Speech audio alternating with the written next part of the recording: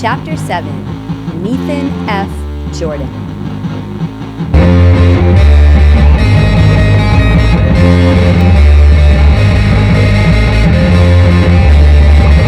An image materializes. Framed by the open limousine door, the red carpet stretches past a phalanx of press to the vanishing point.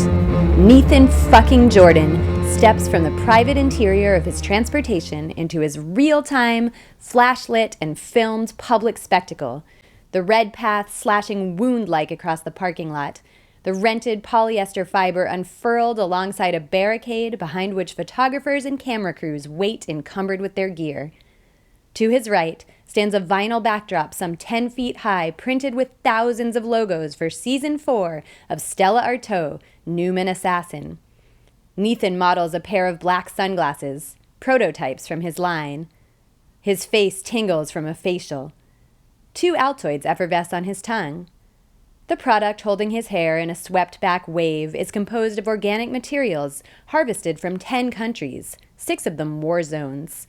Black pants, jacket, leather shoes crafted by hand in a little-known region of Italy where livestock still wander dirt roads.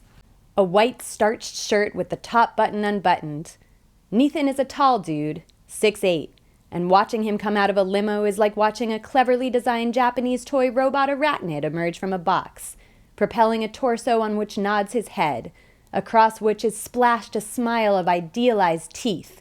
Teeth so gleaming you could brush your own teeth looking into them. Teeth that still look fantastic, blown up 2 stories tall on the side of a building. A sexual promise to nameless fans encoded in bicuspid, molar, incisor, and canine. The arm raises, a wave, a hello, an acknowledgement that the assembled journalists exist, and through the conduits of their cameras exists the public. Neethan F. Jordan has arrived! As these things go, the first 20 or so yards of carpet are reserved for photographers. Crammed 3 deep, the back 2 rows of shutterbugs wobble on progressively taller stepladders. They scream his name over and over, as if he might mistakenly turn to face the backdrop. This part used to perplex him. Obviously they have his attention. He knows he is expected to pose. Why the name yelling? Ah, but here's why.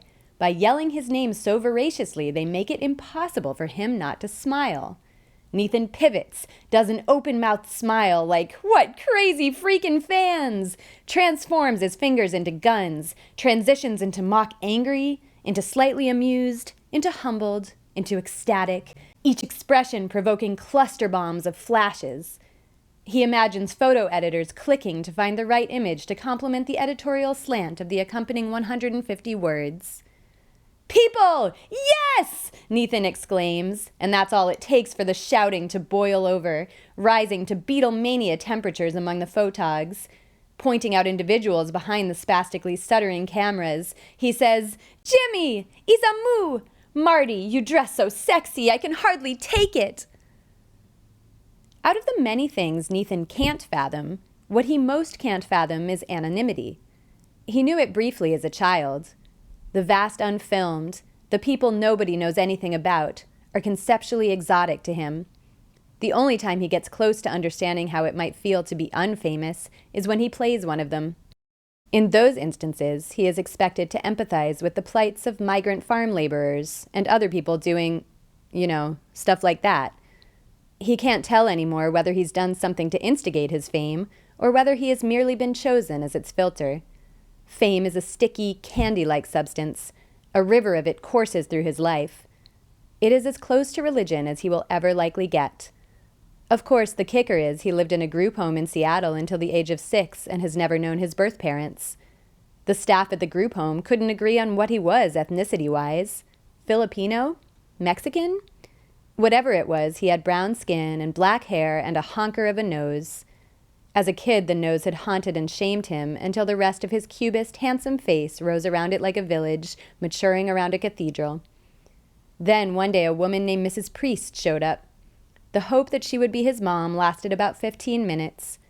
Nope, he was being hustled to another group home of sorts, the Kirkpatrick Academy of Human Potential, where he wouldn't have to clean toilets or empty trash. He was only expected to become one thing: famous. At At present, a lithe form appears unobtrusively in Neethan's periphery. He speaks sideways through a motionless smile. I suppose you're Beth Ann? Yes, Mr. Jordan, says the assistant publicist. She wears a $4,000 dress and a lanyard with a laminated card indicating she belongs on this side of the barrier. Brunette. Boobs. She takes his arm and leads him a few feet down the carpet to the first of the television crews. This is Access Hollywood, Beth Ann whispers.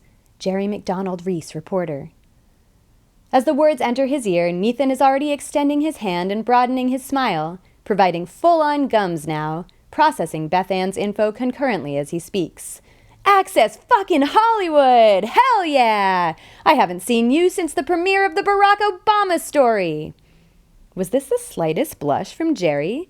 One of the A-list celeb reporters, bordering on famous herself, she is rumored to have been canoodling on yachts with a computer technology magnate. She swims through celebrity like a little amphibian, accustomed to imbibing from the medicine cabinets of capital N names. She's wearing Michelle d'Archangel. Neethan recognizes the jacket from the fall show. Her camera guy hovers over one shoulder, partially obscured in shadow. Maybe it isn't a blush. Maybe she isn't so blown away that he remembers she exists, as the less evolved reporters downstream will be. Neethan, she says, let's do this, shall we? Roll it. Jerry speaks into the microphone. I'm here with Neethan Jordan at the Season 4 premiere of Stella Artois, Newman Assassin, the pre-apocalyptic thriller created by Burke Ripley. Neethan, tell us a bit about your character. Stella Artois, Newman Assassin, Season 4, is the latest season in the award-winning Stella Artois Newman Assassin franchise. I play Dr. Yuri Borden, a clone scientist who gets involved in the uprising and must decide whether to abort the Messiah. It's a thought-provoking series, featuring state-of-the-art effects and wall-to-wall action, with more than a little tenderness. Jerry says, tell me a bit about what it was like working with director Burke Ripley. Here it's appropriate for Neethan to take his hand and place it on his forehead, sweeping his hair back in a gesture that communicates having survived challenging, creatively rewarding work. What can I say about Burke? He's a genius. Neethan remembers, then pretends to remember, an anecdote, chuckling. You know, everyone thinks of Burke as this intense, driven guy, but he's got a playful side to him as well. We happened to be shooting on Halloween, and he showed up to the set dressed as me. Neethan laughs at his own not very funny anecdote. Message: I can make fun of myself despite my perfection. I am more like you in this regard. It's safe for you to like me. Please desire me. Please give me your money for the honor of desiring me. I mean, he had the glasses, the hair. He even got my makeup girl to match the skin tone. Walked around the set that morning grinning like an idiot, just like me. Hilarious. What was that, about 8 seconds of dialogue? He figures the piece will probably run 1 minute.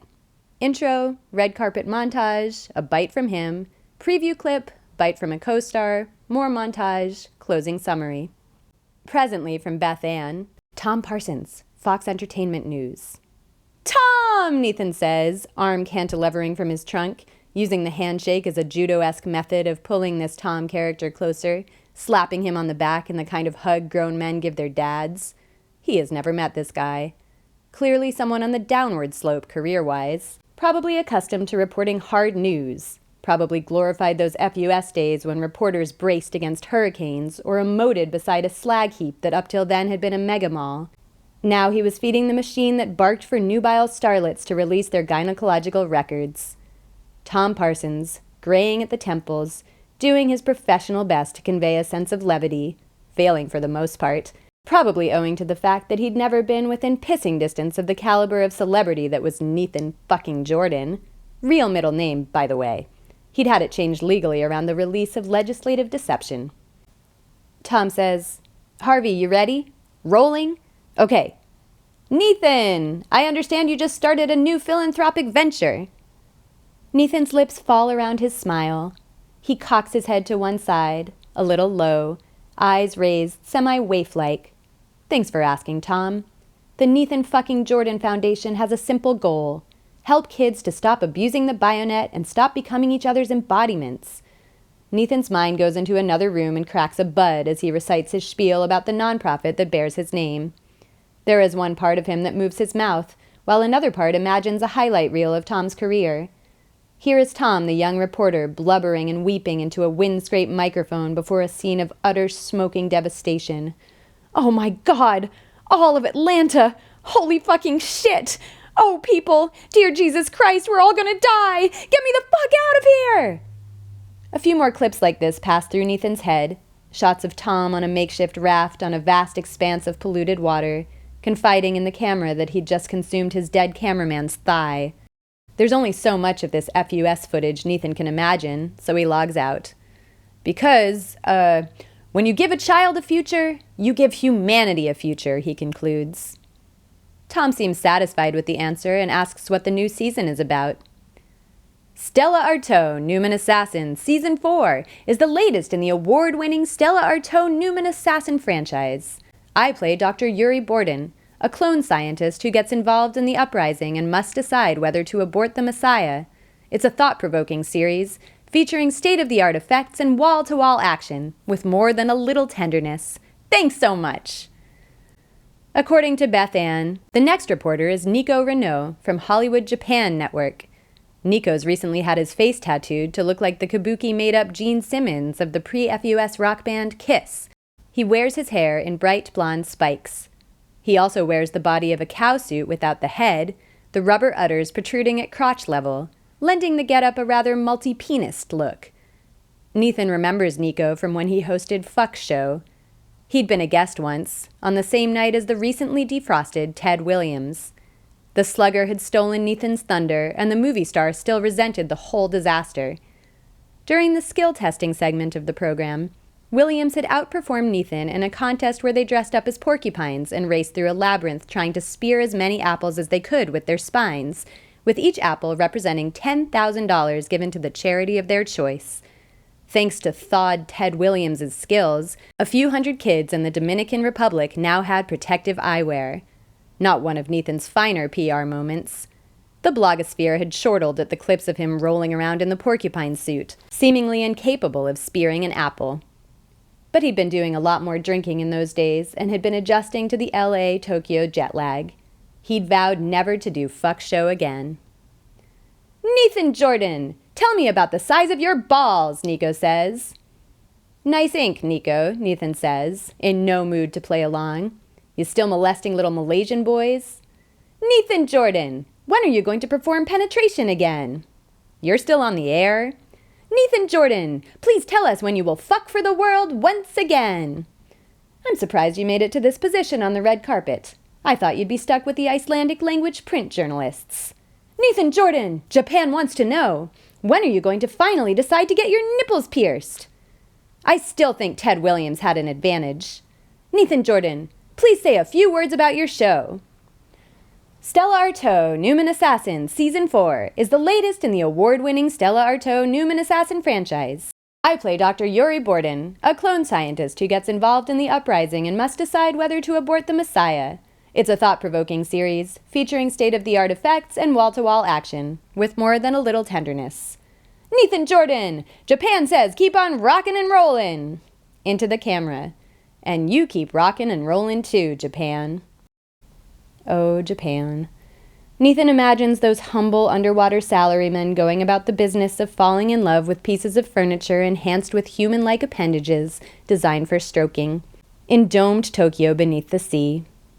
Watching this interview on their little TV sets while eating Philly cheesesteak sandwiches washed down with Korean malt liquor. Through his head races a montage of movie clips from Seijun Suzuki, Nobuhiko Obayashi, newsreel footage of Hiroshima, early 1980s videos of teens grinding to Elvis, a vending machine that can make moral decisions, happy-go-lucky corporate towers, a bowl of steamed rice, geishas, Nobuyoshi Araki bondage stills, Hello Kitty. In short, the sum of what Neethan knows about Japan. Oh yeah, and samurais. Next is Eric Bibble from the Exploiter Entertainment News. Eric Bibble, young guy with a smirk, bow tie and sport coat, bad hair, off-gassing vibes of contempt, shakes Neethan's hand like some Midwestern vice president of sales, like a man who has been told explicitly by his father to always give him a firm grip. "So, it's Neethan fucking Jordan. How's this junket treating you?" Eric asks. Fantastic, Eric. I love being out here face to face with the swell folks of the entertainment press. I understand Myra Fairbanks is claiming to be carrying your baby. Neethan is prepared for this. Surprised, actually, that the question hasn't come up sooner. Eric, I'm glad you asked. I saw the prenatal paternity report today, which indicated conclusively that I am not the father. And I just want to reiterate what I've been saying all along. These allegations are really unfair to Miss Fairbanks. Eric's smile slackens. You're not the father? Okay, well, I guess that's all the questions I have. Really? Don't you want to ask about the new season of Stella Artois, Newman Assassin? Sure, okay. Stella Artois, Newman Assassin Season 4 is the latest in the award-winning Stella Artois Newman Assassin franchise. I play Dr. Yuri Borden, a clone scientist who gets involved in the uprising and must decide whether to abort the Messiah. It's a thought-provoking series, featuring state-of-the-art effects and wall-to-wall action, with more than a little tenderness. So you really didn't father the child? Did you even sleep with her? Neethan stretches out his arms and cocks his head in a "come on, of course I did" gesture. All this could have seemed calculated, scripted even, because at that moment another limo pulls up and slow-mo deposits the very Myra Fairbanks under discussion on the carpet, not yet showing her pregnancy bump, wearing Nikki McGee, pivoting, blonde, pulchritudinous, a human mirror ball reflecting supernovae of camera flashes. Myra ratchets her face into a smile, teases the pre-orgasmic paparazzi, blows kisses, and casts a quick, withering stab of a glare at Neethan, who stands eclipsed on the carpet. They speak to each other in a few short seconds with their eyebrows. I didn't think you'd show, Neethan Eyebrows. I hope this means you've gotten over your... Go fuck yourself. I'm doing business right now. Hey girl, you know if the paternity test had come back positive, I would've... I'm getting interviewed by Jerry right now. Leave me alone. Watch out for Eric Bibble. He's going to ask you who the father is. His magazine's already photographed my ovaries. I doubt they could get any more invasive. Beth Ann says, Wanda Mesmer, Clothing Optional Network. Neethan wonders why, if clothing is optional, no one on the Clothing Optional Network ever opts to wear it. Shivering nude in the chilly Hollywood evening stands the blonde, pert-nippled hostess of one of CON's top-rated shows, Foreign Policy for the Layman. From time to time, Neethan has jacked off to it. He knows he'll be expected to express an opinion on the Brazilian slave trade or the recent piracy off the Ivory Coast. The cameraman squats to get a from-below shot, his dong dragging on the pavement. I'm here with Neethan Jordan at the press event for Stella Artois, Newman Assassin, Wanda says. Neethan, what do you make of General Gordon's recent imposition of martial law and the incarceration of hundreds of Kentucky's pro-cloning dissidents? Neethan braces himself, sensitive to offending any potential Deep South Stella Artois Newman Assassin fans. It's an unfortunate situation, he says. I just hope both sides can come together and work things out like they did last year in Arkansas. How can you call the Arkansas Accord anything but an unmitigated failure? Scores dead? The formal expansion of rape prisons? Are you telling me you approve of the Confederacy's suspension of habeas corpus? Neethan starts, defaulting to his wide smile. Look, Wanda, I understand there's a lot of turmoil in the Deep South right now, and I truly feel for those Neethan fucking Jordan fans down there who are in a world of hurt. Cut. Now, for the other version. Look, Wanda, I just want order restored in one of the greatest cultural regions of the world. Nicely done, Wanda says, teeth chattering. By the way, I dig what you've done with your pubes, Neethan says. I have a new stylist. What can you tell me about the new season of Stella Artois, Newman Assassin? Stella Artois, Newman Assassin Season 4 is the latest in the award-winning Stella Artois Newman Assassin franchise. I play Dr. Yuri Borden, a clone scientist who gets involved in the uprising and must decide whether to abort the Messiah. It's a thought-provoking series, featuring state-of-the-art effects and wall-to-wall action, with more than a little tenderness. Neethan finds himself recalling his first leading role as the unfrozen Viking hero of Him and Him. From the thawed wastes of Scandinavia appeared a fully equipped Norse warrior, reanimated by scientists and paired with an animated bolt of lightning to fight environmental crimes in corruption-plagued Chicago.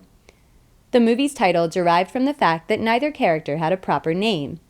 Whenever they showed up to electrocute and battle-axe their way to justice, bystanders would simply exclaim, "It's him! And him!" Heavily made up to resemble a hirsute berserker who'd spent a couple thousand years encased in a block of ice, Neethan hadn't been all that recognizable, but he'd loved the role. Day after day, he'd show up at the studio lot, get made up and costumed, stand in front of the green screen to grunt and wave a variety of bladed weapons. At one point in the movie, he and the other him, the lightning bolt guy, commandeered an ambulance and engaged in a high-speed chase beneath the L. Except the whole scene had been created in the fabricated stationary interior of the vehicle, rocked on hydraulics. His co-star, a boy named Georgie Walker, wearing a head-to-toe green bodysuit to be CGI'd post-production, quivered and buzzed beside him. Neethan bellowed, waving a bloody battle hammer out the window. No one could explain how a medieval Viking had learned to drive, but no matter. Audiences ate it up, and him won a lesser-known technical Oscar. Since then, it had been 3 or 4 pictures a year, contractually obligated junkets, champagne and flutes in houses perched on the hills, locations in the less ruined parts of the world, endorsements of Japanese canned coffee and shoe inserts. Becoming famous had been a process similar to losing his virginity. He'd been convinced so explicitly from so many sources that fame would solve every problem he'd ever had, vault him into a state of permanent euphoria, that when it actually happened, he considered his glittered surroundings and thought, okay, not what I imagined. But shit, man, playing that thawed Viking had been a hoot.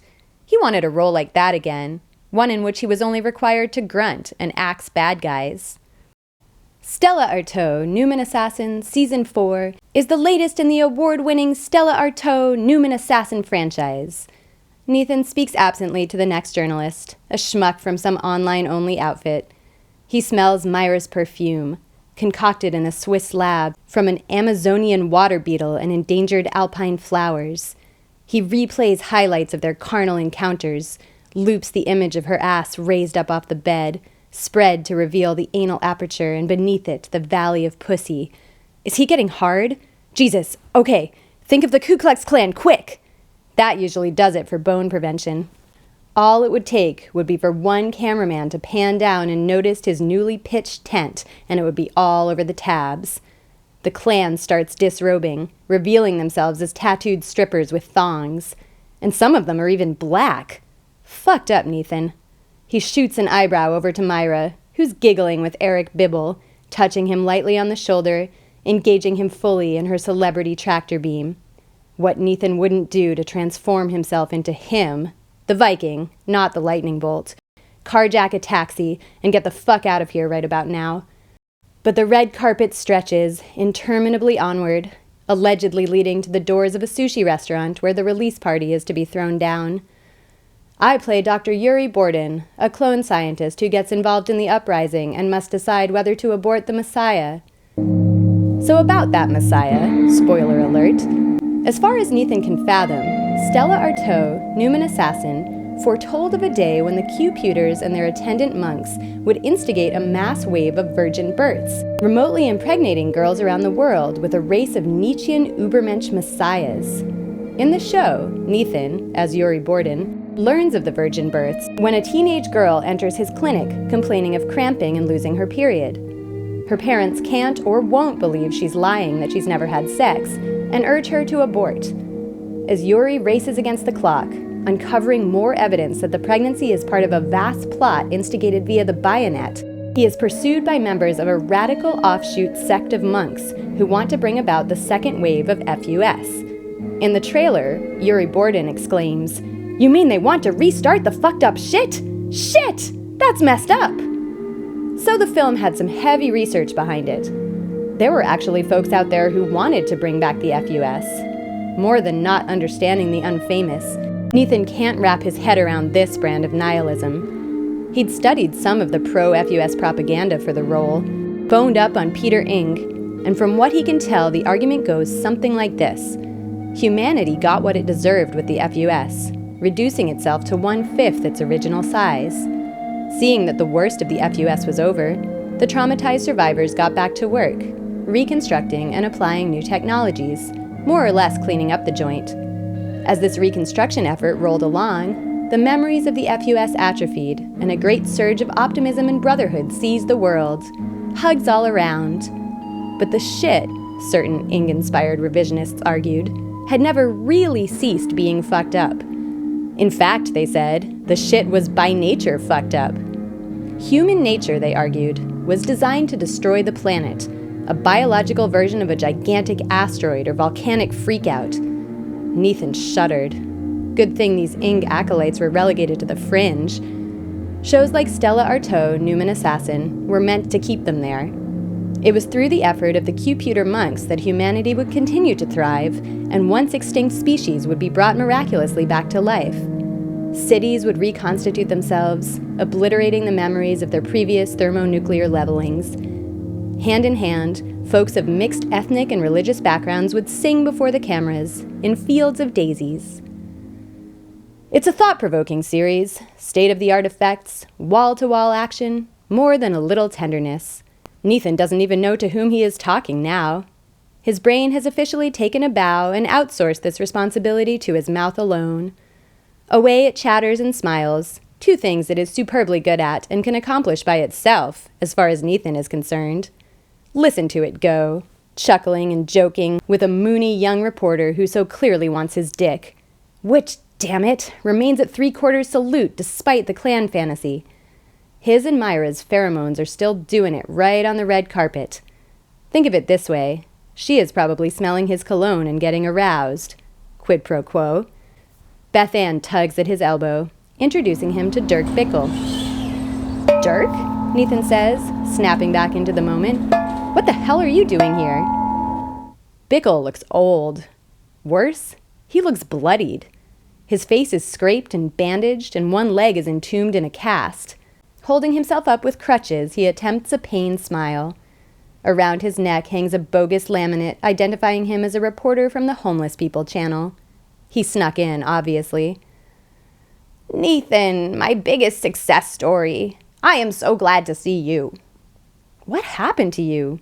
Who did this to you? Neethan takes his former mentor's arms and pulls him close. Don't worry about me. I came to pass along a piece of information. It's about your birth mother. Neethan smiles defensively. She's alive?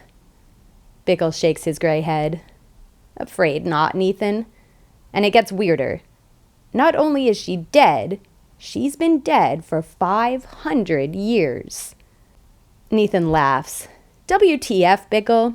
You're messing with me, right? Are these bandages and bruises a joke? The old man sighs. We saw the prenatal paternity test you took with regard to Miss Fairbanks and discovered a few new things about your profile. The technology wasn't up to snuff when you were coming up through the academy. Otherwise, we would have told you sooner.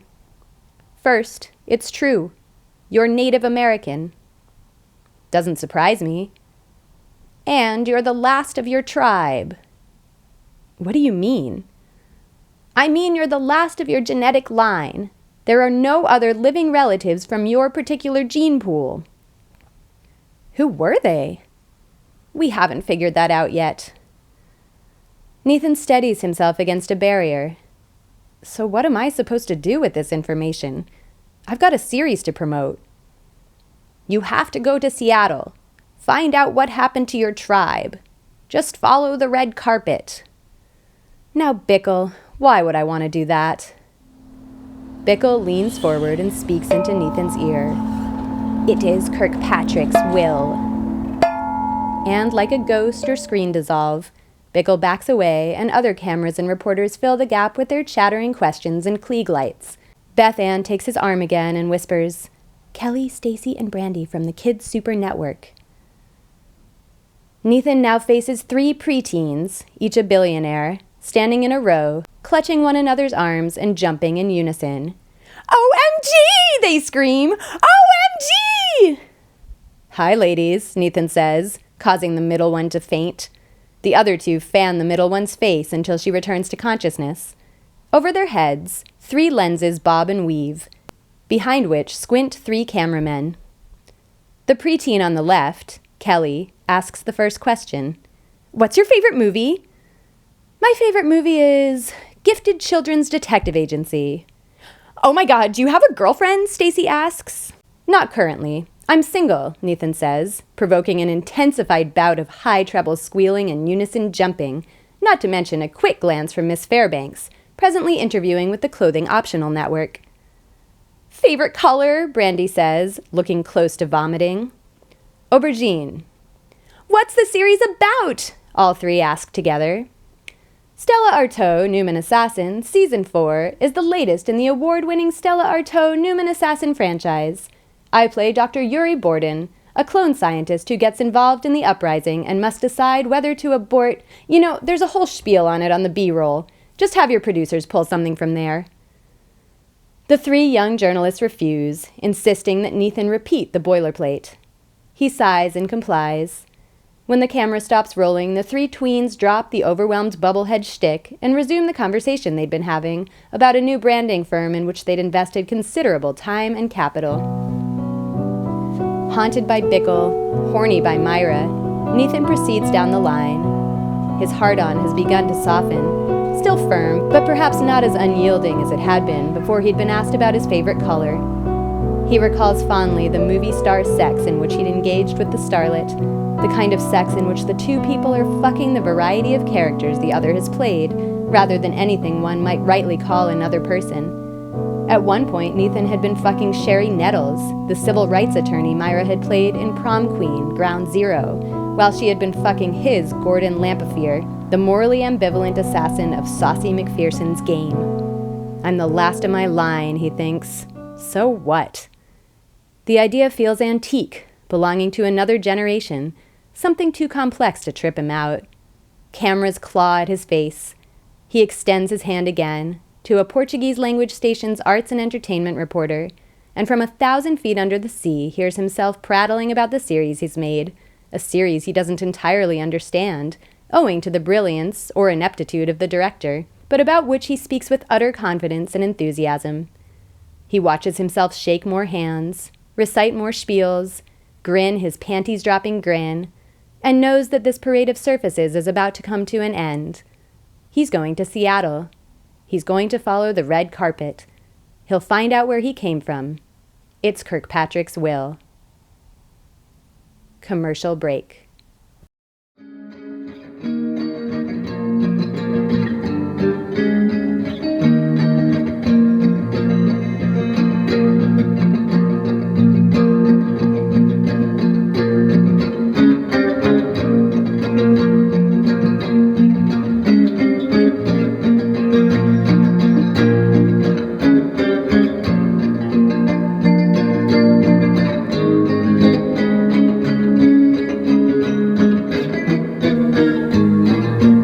Inside the restaurant, the red carpet spills to fill the entire floor. Neethan's agent, Rory Smiley, meets him at the door.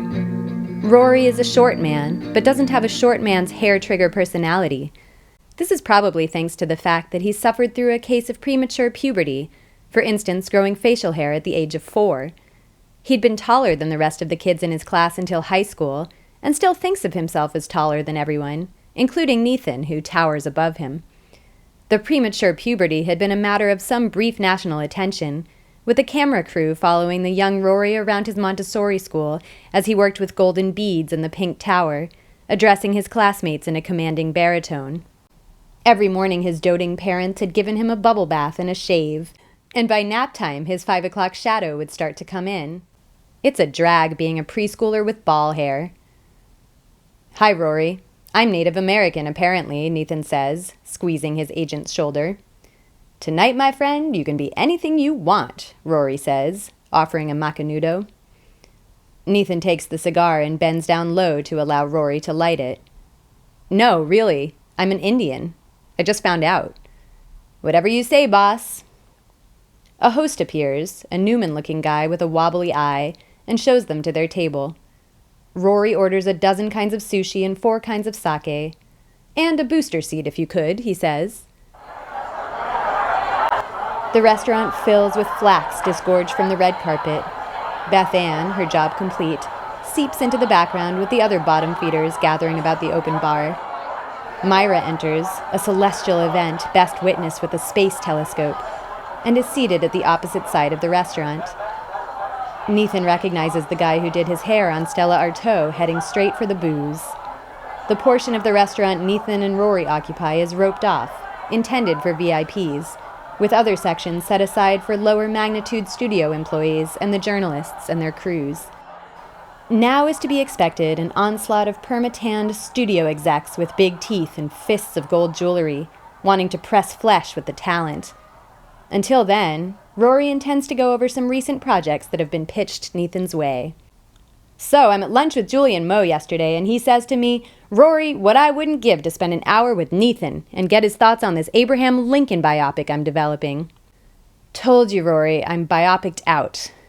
Rory raises a hand, lowers his head in a hear-me-out type of gesture. I'm with you, friend. In fact, the first thing I said was, "Julie, why are you wasting my goddamn time with your talk about a biopic? You know Neethan is biopicked out."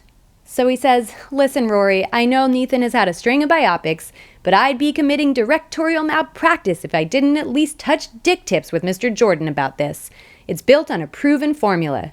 This is Julian still talking, by the way.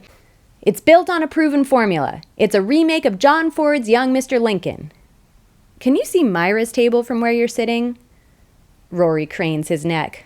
Not sure. Might be that table surrounded by studio brass.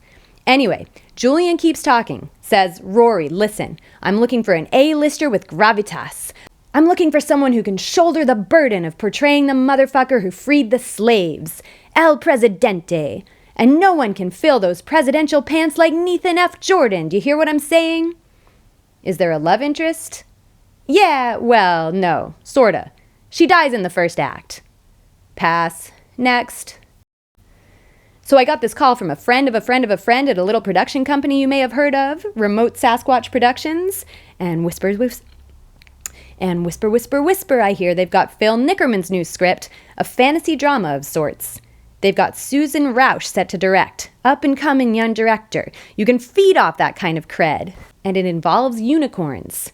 It's not a starring role, but they thought of you for the part of Osama bin Laden. Do I get a nude scene? Great question. I'm on it. Next, I have a starring role in a picture called The Quadriplegic. It involves not using my arms and legs? No, actually. See, it's an inspirational story about a quadriplegic who regains the use of his limbs thanks to the bayonet. That kind of thing happens all the time. True, which makes it a topical human interest type story. What's the angle? Why should we care about this former quadriplegic? He robs banks. Go on. With a wisecracking chimpanzee sidekick. You know I like having a sidekick. Based on a true story. Pass. Presently approaching from the table's starboard side is Big Serge Davis, a VP of marketing at Fox. Big Serge's enhanced tooth grin seems to precede him. The rest of his body appears to be an appendage of this rapacious dental expression of joy. His teeth are easily twice the size of other people's teeth. Neethan exposes his own teeth as the executive approaches, and then their hands come out like the wimpy claws of Tyrannosaurus Rex. Neethan stands, and the two figures crash together, front to front, laughing and half-speaking their greetings, which come out like, "Neethan and Serge!" Two glottally communicating giants, they clutch and squeeze each other's arms, slapping shoulders, opening mouths to expose pink, sonic-haired interiors of mucousy tissues.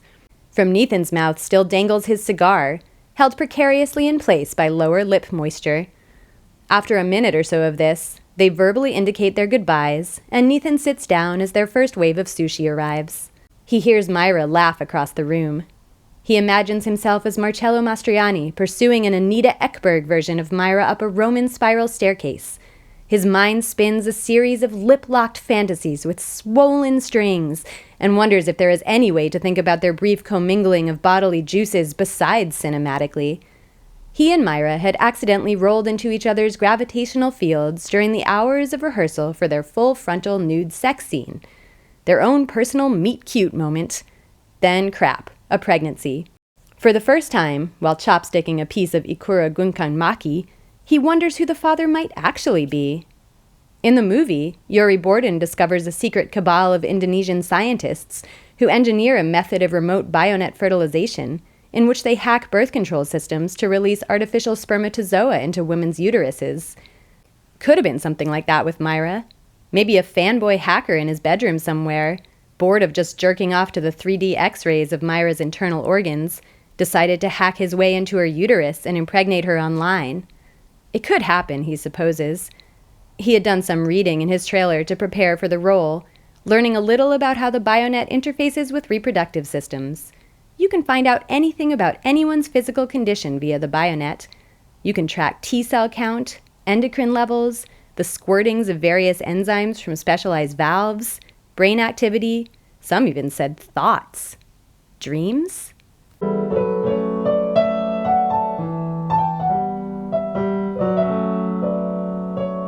Neethan maneuvers a firecracker roll into a saucer containing equal parts wasabi and soy sauce.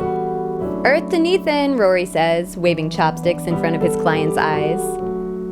"Maybe you could get me some Native American rolls," Neethan says, as if that's what he'd been thinking about all along. "Did you even hear what I said about the man who got marketed to death? Are you talking about a movie or my life?" Here come more brass, a trio of them now. Jolly, spines bent back into concavities while the arms beckon, thrust at 45-degree angles from their bodies. A grandparently, "come here, you rascal" kind of hug-inducing posture. Neethan rises and accepts their cheek kisses and "let me get a look at you" affections. He's never met any of them before, but they don't know that. They feel they know him intimately, have watched his genitals do their magic on the big screen, as well as the magic of his acting skills and uncanny comic timing. More than know him, they feel they own him, and like an objet d'art in a glass cabinet, they want to take him out for a quick polish and a moment of admiration. His face is fused in their minds to spreadsheets, and they like the numbers they've been looking at. Leathery little men with little hair, they run their hands up and down Neethan's arms, pausing at the elbow, sharing confidences and dirty jokes. The duration of this encounter is, say, about 2 minutes. Then they depart, leaving Neethan free to chew on something that involves fish eyeballs. It is Kirkpatrick's will. Neethan had really been looking forward to kicking back with a movie in the theater at his place off Mulholland tonight, but thanks to Bickle's sudden appearance, that isn't going to happen. No refuting the wishes of Mr. K.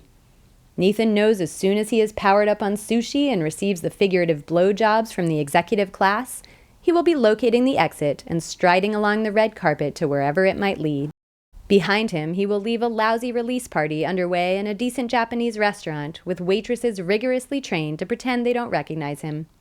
Already, mentally, he is out the door, but physically he is rooted here with his agent, who is laying down project after project that begs to be rescued by his involvement. He can play an autistic savant, a tennis pro, a gay hustler, a frustrated novelist, a blind violin maker, a psychoanalyst on the make, a ship captain harboring a deadly secret, a mutant capable of spitting poison from his eyes, a mortgage company representative, the Pope. None of it sounds Native American enough. Now that Bickle has laid down all the cards with regard to his ethnic identity, it would be nice to parlay that knowledge into a role in which he gets to play that identity, and maybe in the process learn about what that identity is like. Because now when he thinks Native American, he thinks casinos and smallpox blankets, and that's about it. And if he gets bored being Native American, he'll move on and be something else for a while, like an unfrozen Viking with a lightning bolt sidekick. A mixed-sex group of studio people cross the room to the table. Mid-level departmental directors and such. People responsible for budgets, shouting compliments on his performance over the restaurant's derivative music. Flock-like, they glom onto the table and chortle borrowed insights, eyes spreading wide in expressions that have as much to do with plastic surgery as with emotion. They are all drugged, Neethan figures, strapped to a biochemical thrill ride that approximates optimism. Or they simply conceive the world this way, an endless series of release parties and occasions to get close enough to smell the rancid breath of the talent. They appear pleased with themselves. They throw their heads back when laughing, as if to make sure no one doubts the magnitude of the hilarity they are enjoying. Across the restaurant, he catches sight of Myra's open mouth, similarly engaged in laughter, and pictures her lips curling around the tip of, "Hey now, here is the clan again," igniting a cross in some poor southerner's front yard. Neethan looks down in time to see a twitching fin of something on his plate. Rory chortles with the ring of mid-levels that fortifies the periphery of their table. Now there is nudity happening at a table nearby. Things have progressed to that level pretty quickly. The open bar gushes libations into marketing department bloodstreams. A man in a bow tie visibly vibrates at a table across from the disrobing table, jacked up on some kind of bayonet-delivered kick. Pretty soon, someone will discharge a handgun, Neethan suspects. It feels like that kind of night. It is Kirkpatrick's will. Neethan stands up so fast his knees strike the underside of the table, upending glasses of sake. "This is fucked. I gotta get out of here," he says, though no one hears him over the laughter and music. He heads instinctively for the men's room. On the way, he bumps into a baked-looking busboy. "Which way to the red carpet?" Neethan asks. The busboy nods his head toward the kitchen. In a few long strides, Neethan is through the double doors, the red carpet of the restaurant contiguous with the strip of carpet wending through the steamy zone of screams and clangs, a couple dishwashers engaged in an honest-to-God fist fight, a sushi chef cursing in Japanese about his assistant's lack of a work ethic, clouds of rice steam, airborne plates, and impolite language in 3 languages flying across several planes of vision. Neethan barrels onward, somewhat unnoticed, past the walk-in freezer to the back door and a clump of waitresses taking a smoke break, to the alley, where the red carpet slithers around a corner and intersects with Hollywood Boulevard.